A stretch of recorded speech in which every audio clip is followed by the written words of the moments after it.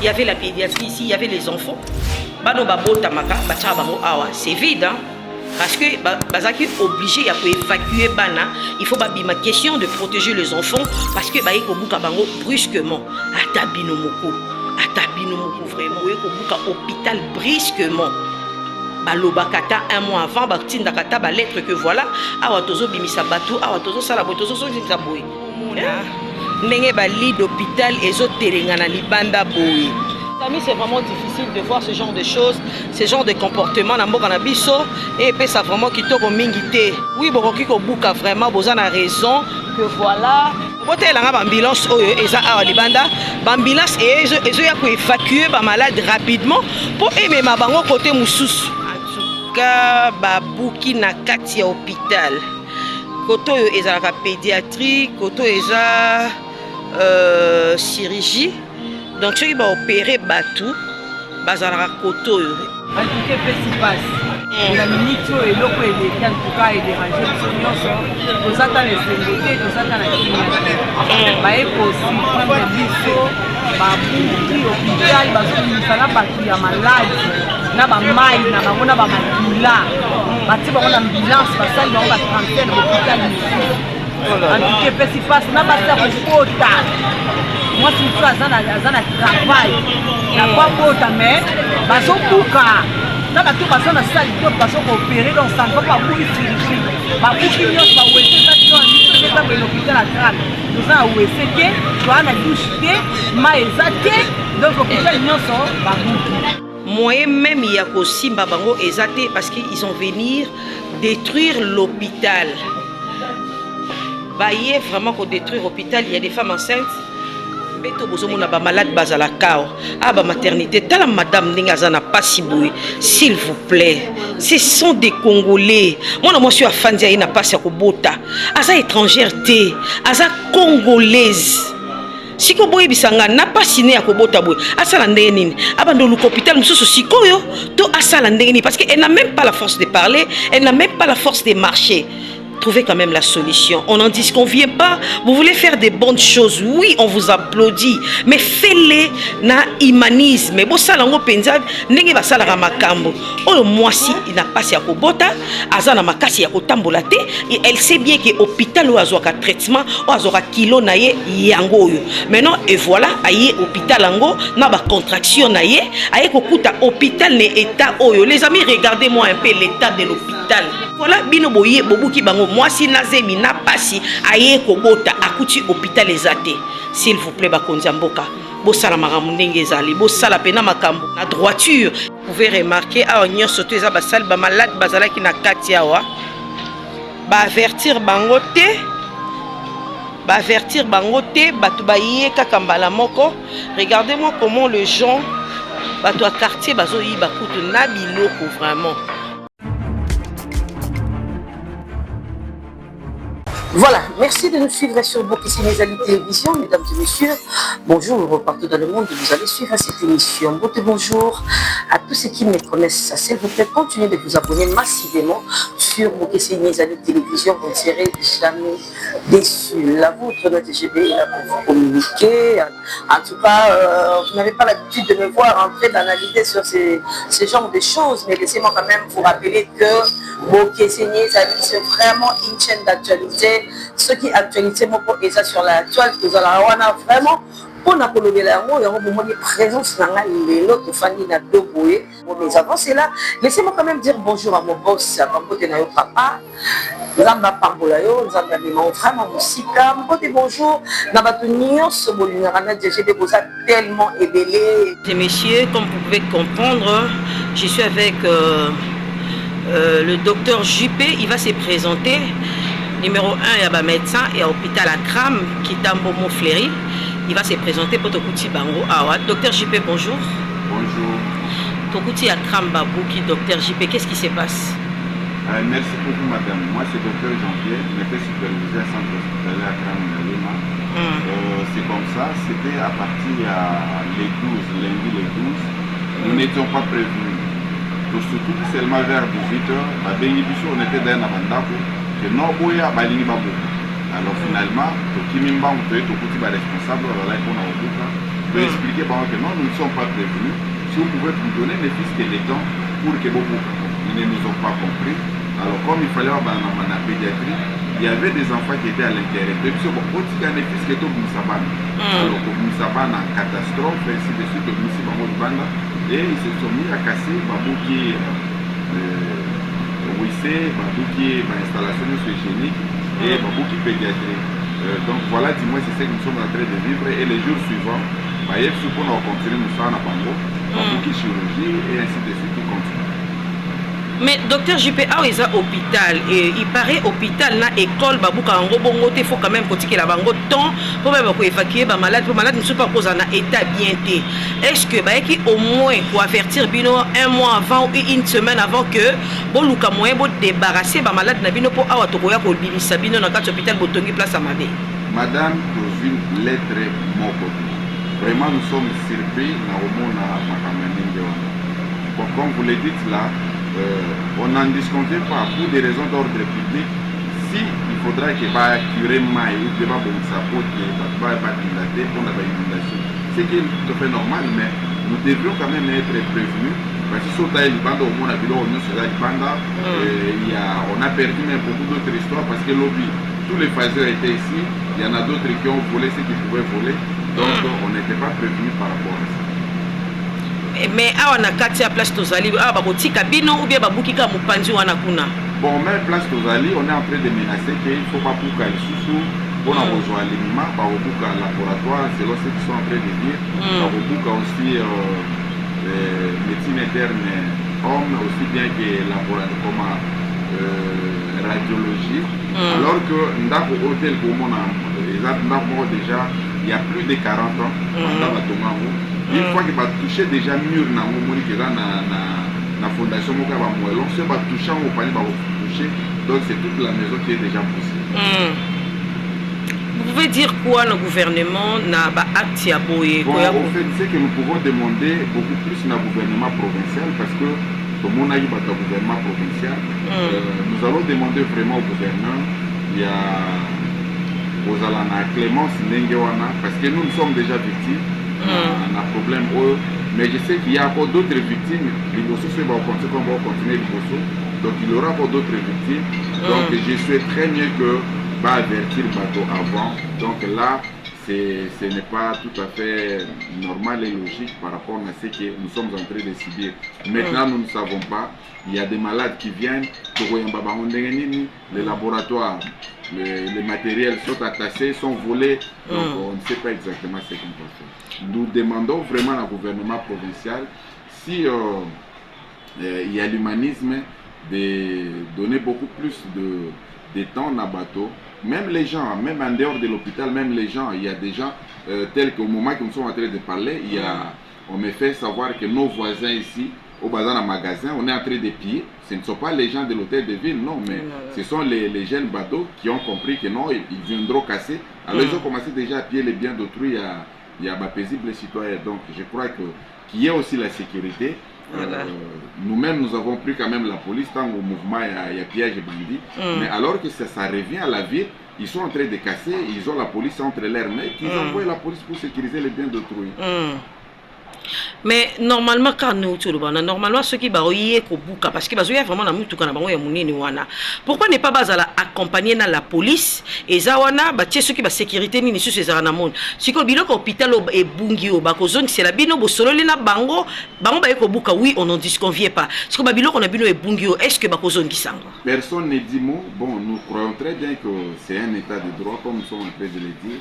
Donc, dans ce contexte de l'état de droit, c'est ce que nous demandons à monsieur le gouverneur, beaucoup plus lié. Et avec l'aide, bien sûr, il y a le gouvernement central, s'ils peuvent quand même nous aider à nous remettre ce qu'on a perdu, parce qu'on n'a même pas évalué ce qu'on a perdu. Donc, s'il faut compter vraiment en termes d'évaluation, ce sont des milliers de dollars déjà qu'on a perdu par rapport à Bilo Union Sobabroti. Donc, nous demandons vraiment une aide par rapport à la situation. Figurez-vous même pour se déplacer dans une simple maison, vous vous déplacez, ça vous prend des jours pour le déménagement, il y a chambre et salon. Mais dis-nous maintenant un hôpital, vous venez, vous leur dites, nous vous donnons 1 heure. Faites ici, c'est là. Qu'est-ce que vous allez faire dans cette histoire? Donc, je crois très bien que monsieur le gouverneur, ça peut lui parvenir ces messages, ou ça peut parvenir à ma proche naïe, si vraiment il y a l'humanisme, qu'ils essaient quand même de voir, parce que c'est d'utilité publique, nous sommes en train de soigner les Congolais. Voilà, maintenant aujourd'hui, il y a des gens qui viennent, vous avez vu à la réception des malades qui sont là, on ne sait pas les recevoir. Il y a des malades qui viennent de Lupin, qui viennent de très loin, de Sangamamba, ils arrivent ici, et au Ebseno, Bima qui est putain, mais à un bon moment, donc je crois que ça nous fait quand même très mal au cœur. Docteur, avant de construire, est-ce qu'on vous avait donné l'autorisation de bâtir? Oui, Mikano Agno Sezali.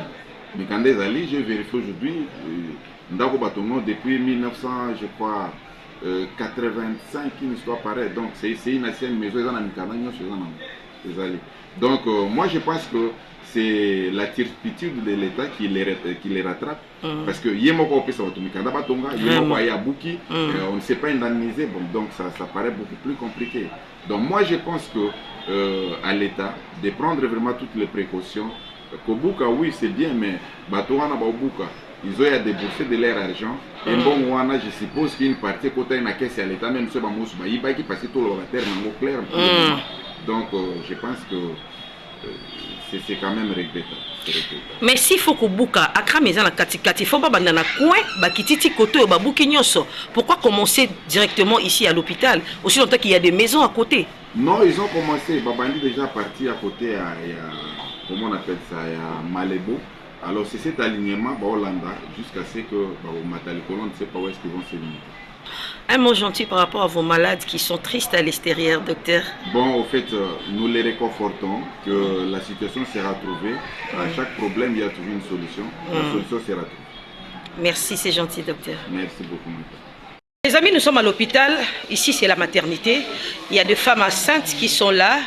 Au que moi même, il y a aussi Mbabango et Zate parce qu'ils ont venir détruire l'hôpital. Bayer vraiment pour détruire l'hôpital. Il y a des femmes enceintes. Regardez-moi, maman Bazana. Bonjour, madame.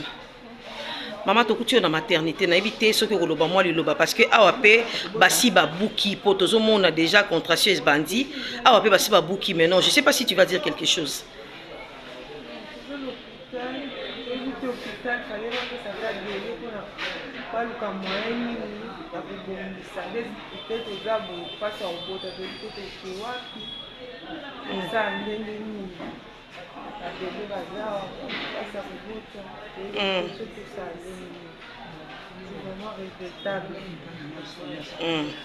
Voilà, toujours continuer. Maman va vraiment ébélé kotoyo. Mbote maman. Maman to kuti en hôpital na ebité so ko loba pe moi liloba na tragédie e komi awo.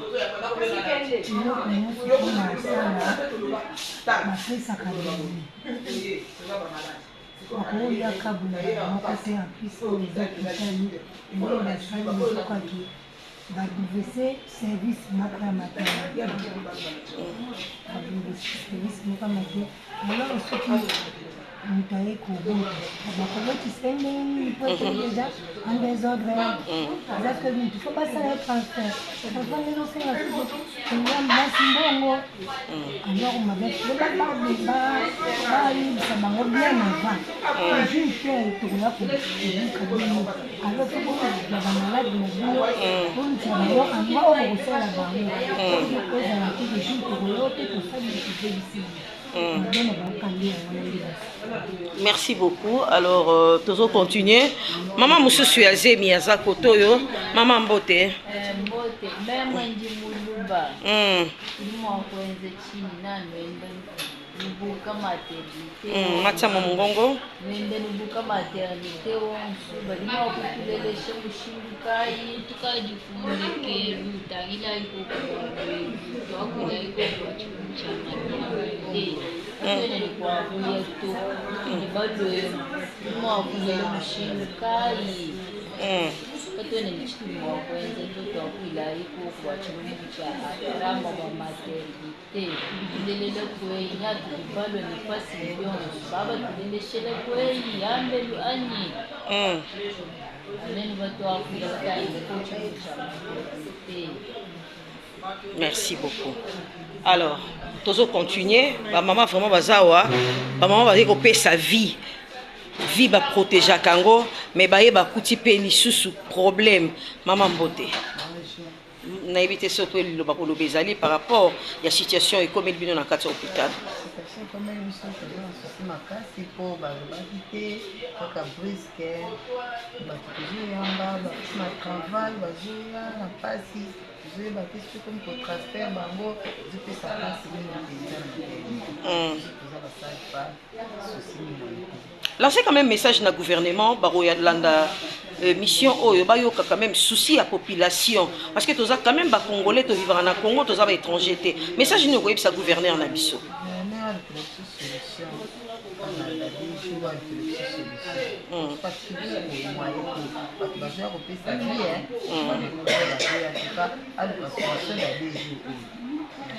merci beaucoup.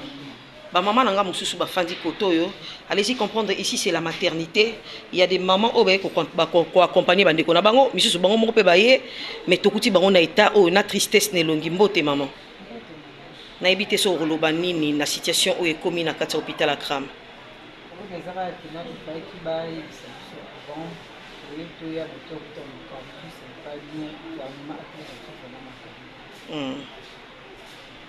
Maman mbote mbote na eka briske nde nakutana mpe na makambo oyo pa ozo explike oyo po ye na oka consultation omoni okali na okota message no koyebisa gouverneur na biso place yango ezala bien po bato so baya basekolaka nango makasi place oyo babuki wala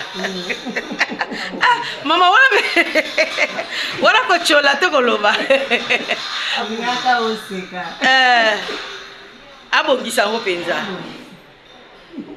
Voilà, toujours continuer. Regardez-moi les lits de l'hôpital. Ndenge Fanzi Boye, Mbeto Bozomona ba malade bazala kao. Ah ba maternité, tala madame ndenge azana pasi boye. S'il vous plaît, ce sont des Congolais. Moi je suis à Fanzi aina pasi ya kobota. Aza étrangère te, aza congolaise.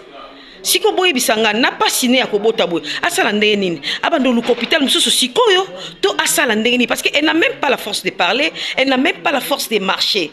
Trouvez quand même la solution. On n'en disconvient pas. Vous voulez faire des bonnes choses. Oui, on vous applaudit. Mais faites-les na humanisme. Mais bon, ça, l'ango penza, n'enge ba sala ramakambo. Oh, moi si il n'a pas si à kobota, azana makasi ya kotambolate. Et elle sait bien que hôpital ou azoka traitement, ou azoka kilo naye yango yo. Maintenant, et voilà, aye hôpital ango, na ba contraction naye, aye kokuta hôpital ne état oyo. Les amis, regardez-moi un peu l'état de l'hôpital. Regardez-moi l'état de l'hôpital Nengezo s'est trouvé. Boye bisanganan. Hôpital ekoki kozala vraiment na état oyo. Moi si on a pas si akobota. Asa ndeni. Alo hôpital mususu ero. Et bon soki ezaki hôpital nde ya musala. Akotambola d'abord na force nini, na makasi nini. Oyo il faut atambola pour akende koluka ba médecin mususu ba soigner. S'il vous plaît, faisons quand même la part des choses. Nous sommes des Congolais.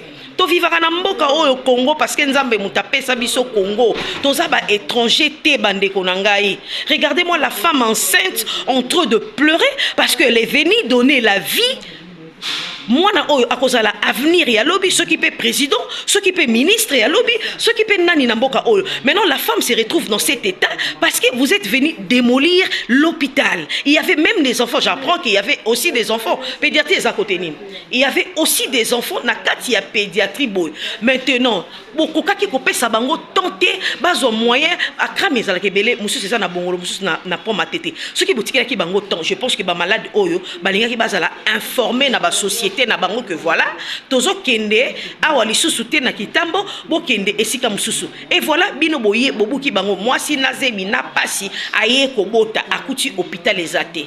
S'il vous plaît bakonzi mboka bo sala makambo ndenge ezali bo sala pena makambo comment dirais-je na droiture et kozala moi malamu makasi.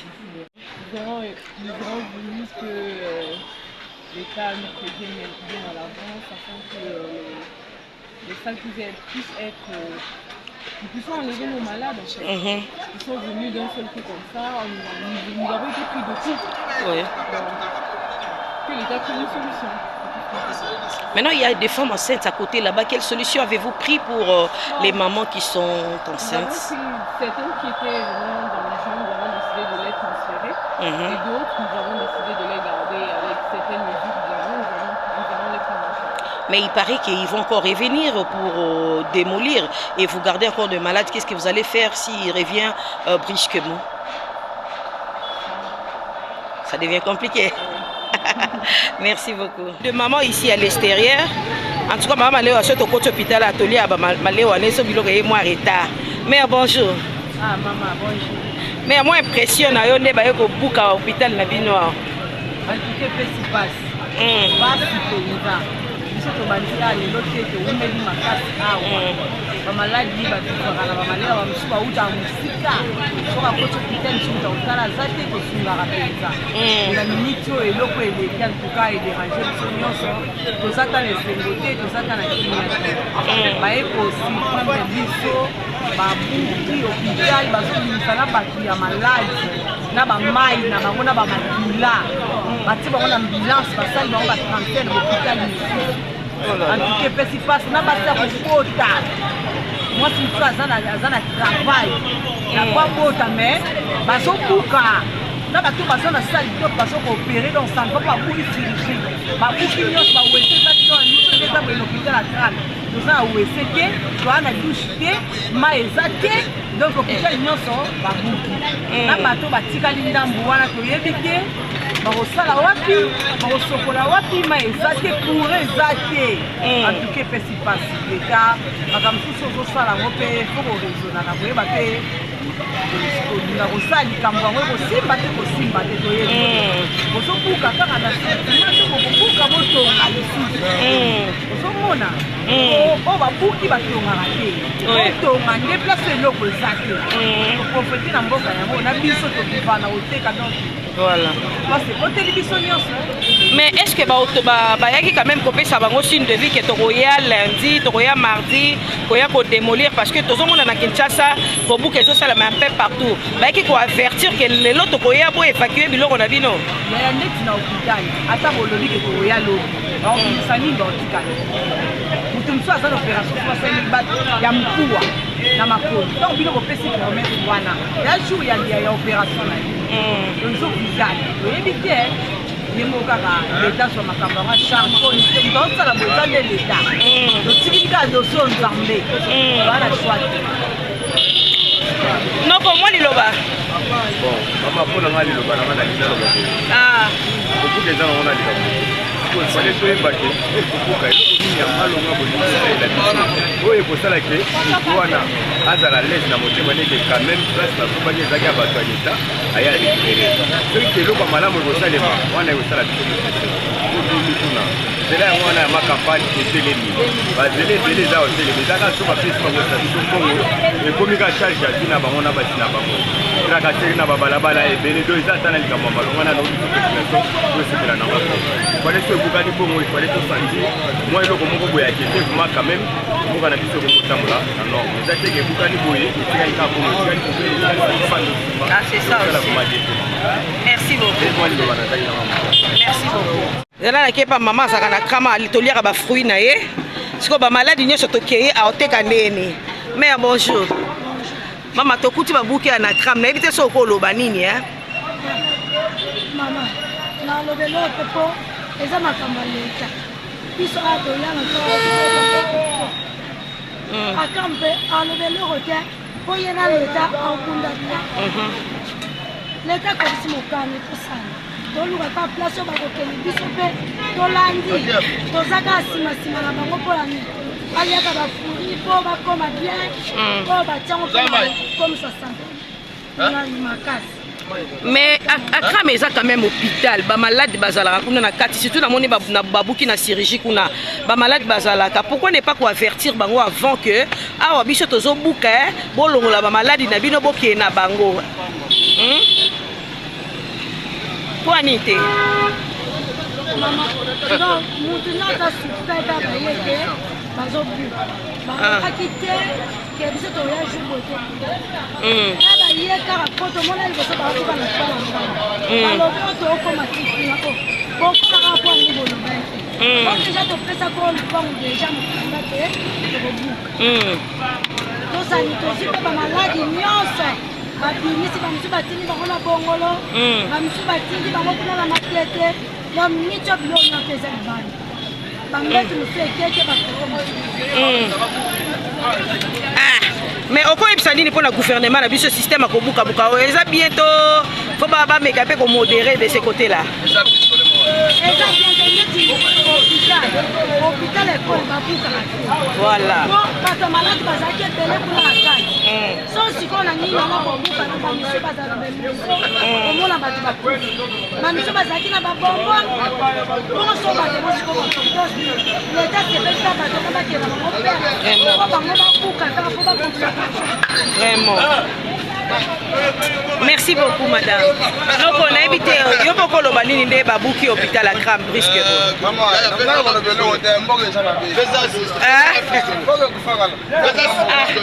Moi, je suis mais il faut quand même quelque chose parce que Bino Bozarapé a Liboso Awa. Pas Moïse, bonjour. Babouki Bino Lobanine. Mama, balongo na muto yo, na gouvernement mboka ebonga ici. Balongo na nani? Beton. Beton longwa. Quoi tu gas? Mais au moniteur que batonga pe pembeni ya mai, au moniteur que tu vas osala bonka pour intérêt pe ya population. Au moni ngote. Mama avant ko banda biloko ya kana na bachela. Ona ngote. Voilà. Ya bandika na hôpital ba pas chez ça.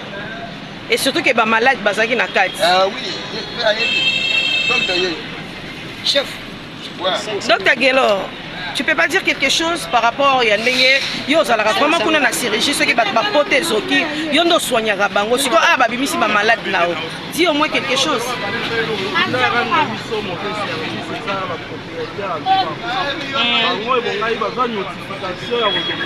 Merci. Le 4 octobre, on a informé à Kram, tu vois, si bon aussi va t'expliquer au Mossala. Au moins, on a fait un registre et on a fait des arrêts qui. Moi, je vais condamner pendant plus les cas. Ça, c'est pas dans la maille. Il faut que la calamité, l'inondation de Salami à Kinshasa. Quand tu dis que tu vas venir ici, les Awana, donc, ni ça, vous êtes dans la maille. Maille, on va mouiller. Salami, c'est mon frère, je te donne là, moi c'est une inondation salamaki. On a condamné on a condamné bateau batonga la maille. Problème est là ni ya moana. Bon biso to kika mawo wa mobusa ko yeba kite to ya faire. Donc moi je pense que nous sommes ça. Ba malade ba di banda bo. Mais bon, ata ba yebisaki ko lupango ici bino te tango ba ekokuta malade. Bon mais kaka mpe ko négocier na bango te batikala bino ata moins une semaine pour évacuer ba malade et puis ba ya osala musala na bango calmement. Wana ba lo baji ne on ba boni. Ah, ba boya ko yoka bino. Message nous ko lancer na gouvernement parce que bango ne ba pesa bino autorisation de bâtir. Ah wa.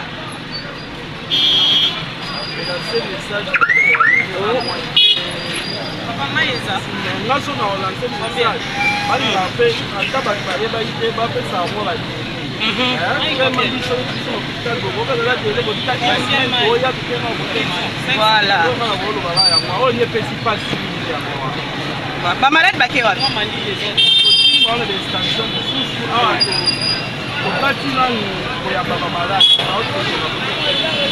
Merci beaucoup, docteur. Na Akram bafandaki na bango bazalaki même pas ya koyeba ke il faut baya kobuka bango parce que eloko nako ko comprendre te comment bato bazoya kobuka oui bokoki na mino kobuka bozo sala musala eza musala l'état on n'en disconvient pas mais avertis quand même les gens que voilà nde toza boye tozoya kobuka déjà tokobuka mupandi oyo tokosala boye tozongisa boye mais jusque là eloko moko te bato balali kaka balamuki mbala moko baye que voilà toye kobuka babuki vraiment na kati hôpital ba malade bazalaki na kati ya hôpital ba malade bazalaki na kati mais babuki noko boza ba malade oza malade te noko yo oza malade bino otala oza eloko oloba Mabona loba nini bino bomona ba inondation ndezo loba mo makasi noko babenda mai oyo il sala ba dégâts donc tanga mokolo ba déclarer trop son fule beti makasi bat bafana nanga beaucoup na son fule beti makasi côté la bango kuna senga fa babuka no elo tirer mai ya parti côté na ndenge babuka bongo tel fele ba vertir ba bimisa mo biloko noko pardon les cas moi boy poto zo ba soda wana te pas créer ce problème yo jo bonga te ko zo ba soda ngana loba nanga loba na loba ka mungongi kota ndega yo mo mone tension des allées ka mo fallait ba vertir nanu bato ba bimisi bambongo na bango bati basobi ba mapango na bango talaka ba perdre ba biloko ebele moko mwande ba biloko ekende zuwa na ba hôpital talaka ba panzi na ba hôpital ezalaka te mamba boye ba malade pe bazaki na kati hôpital malade ba zebele ba msuku ba transfert bango na ba hôpital ba hors commune donc ça li bena passe makasi ezalaka te mamba boye basala ngo brisque ta vraiment te sepelité et tu veux maladie monsieur basa place que les athées bana ba choki donc talaka chose athée yemo chef de l'état azora solution na makambo ya yemo mutatina mboka oyo donc soit lobité mboka ke na okufa mère pas vraiment pas peut-être wa biloko belé biloko ba créer mais siko banani nde bayibi kasi biloko parce que baobuka baninga bino lekutu bo sécuriser bango congolais et jusqu'au yibelo quand ndeko na congolais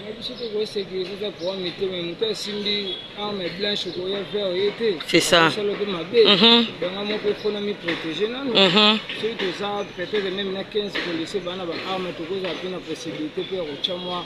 pour aussi de votre qui nous ça le côté la police baza momi balé bango pe bazo banga la population va ça ne va avancer ah oui hein to cause la deux policiers trois policiers mais bango baza 40 50 donc ko bango kate c'est que ba biloko ba chaka de intervention ils ont déjà 20 vous dites que to buka lundi dimanche motif d'intervention ça wana sécurité ba biloko oui vraiment insécurité dans pas si va forme ba konza mboka bango ba joka charge makambo.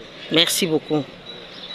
Alors, tu remets un peu qu'on interviewé Batou, au basaki sur place, n'a pas malade, moussou, bah mais un peu qu'on expliquer comment Batou va démolir Boye sans pour autant qu'on avertir Baninga que Tozo ya ko démolir et surtout que c'est l'hôpital.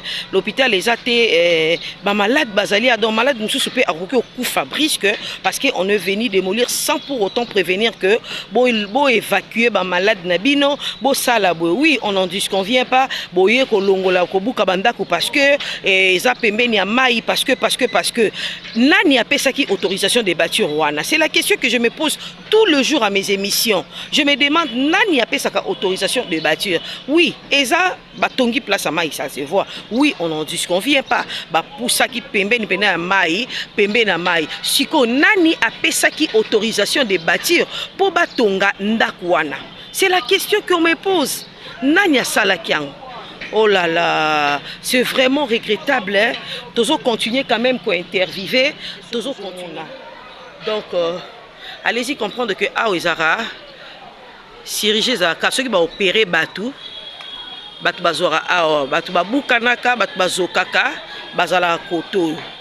Alors on n'a pas compris mutuka penza eye. C'est vrai que mikolo nyonso ba démolir banda kuna kitambo na ba quartier bazo démolir côté nyonso tout oyo keza que batu batonga moi pembe na mai moi tout ça omoni mai eza pembe ni wana bazo démolir penza banda ku o nyonso. Oh, batonga. Non, Sabinoté. Il y avait la pédiatrie ici, il y avait les enfants. Bano babo tamaka, bacha bango awa. C'est vide, hein? Parce que bazaki obligé à évacuer bana. Il faut ma question de protéger les enfants parce que baeko buka bango brusquement. Atabinomoko vraiment. Atabinomoko boyeko buka hôpital brusquement. Balobakata un mois avant batindakata ba lettre que voilà awa tozo bimisa batou awa tozo sala boy tozo so bimisa boy Congo mona ndenge ba lit d'hôpital ezo telenga na libanda boy donc penza bozo mona boy ba malade bazalaki na kati ba chambre ba bimisi ba malade libanda awa ba lit d'hôpital yango yo libanda makasi boy ba lit onyoso ba malade balalela kango ba malade à hôpital à Kram bala les lakango mais bali ezo se retrouver libanda parce que baye kobuka sans quoi avertir. Si que je me demande ba malade ba kie wapi et ba malade oyo bazalaki malade sérieux parce que ils ont malade ils ont dimension par dimension au moins malade mususu azaki sérieusement malade mususu azaki ka malade siko ba malade nyonso o balala na bambeto ba kie wapi. Les amis, c'est vraiment difficile de voir ce genre de choses, ce genre de comportement dans le Bisso et puis ça vraiment qui toque au mingité. Oui, Boroki Kobuka vraiment, vous avez raison que voilà, Batonga qui place à ma baie, il faut Bobuka, il faut Salabo. Mais il y a Robibi Saba malade boye. Pourquoi ne pas couper Sabango à ta espace de leur dire que voilà, Binone Bosa boye, Borotonga ne bote la ambulance oyo eza a libanda, ambulance et ils ont évacuer ba malade rapidement pour aimer ma bango côté mususu. Ambulance et pendant pour évacuer ba malade pour aimer ma bango na ba Kram ya côté mususu parce que awa babuki bango. Est-ce que ba hôpital peut babuka kango? Ba hôpital babuka kango. Bande retour luka batuto poser moi ba question pour atomoni ambulance libanda et pour évacuer ba malade moi to filmer ba malade des athées. Ambulance et évacuer ba malade et même ma bango na Kram ya côté mususu. Alors to mekape ko tuna ba mituna to luka batuto to poser ba question. C'est normal de venir démolir hôpitaux. Est-ce qu'on peut le faire aussi? Même si vous pouvez démolir, est-ce que Bokoki Kotika tenter bazo ba malade ba qui na bango bisika mususu comment? Ce qui est beau, c'est l'émission. Merci n'a osé derrière la caméra, de donner un montage. Merci, merci de regarder cette émission du début à la fin. Vous ne serez jamais déçus. Vous savez que votre Nadia GP, si elle est là pour vous communiquer, après sera le meilleur de lui. Même Sarah Bino, il y aura zéro bêtise, zéro finga. Tout y a la TV juste pour vous communiquer. Alors, vous s'abonner, vous partager, vous liker, vous allez discuter et surtout, n'oubliez pas d'appuyer sur le cloche de notification pour vous attaquer et l'autre côté. Je répète encore, si tu veux te rendre belle comme ça, il suffit seulement d'aller sur Bondal. Hein, en face, il y a, le 8 décembre, en face, il y a l'église, il y a Maman Andoula, au c'est du coiffure à Zawana, au salon Marambasoué. Pour faire c'est le salon Marambasoué, na Moutou, au Sepelanayo, vraiment, à un prix abordable, même Marambasoué et Salami Namoutou. Et ça n'est fini pour aujourd'hui cette émission. Là, je salue mes deux bébés d'amour. Samantha et Primo, maman vous aime beaucoup, beaucoup, beaucoup. Quant à moi, je vous dis bye bye.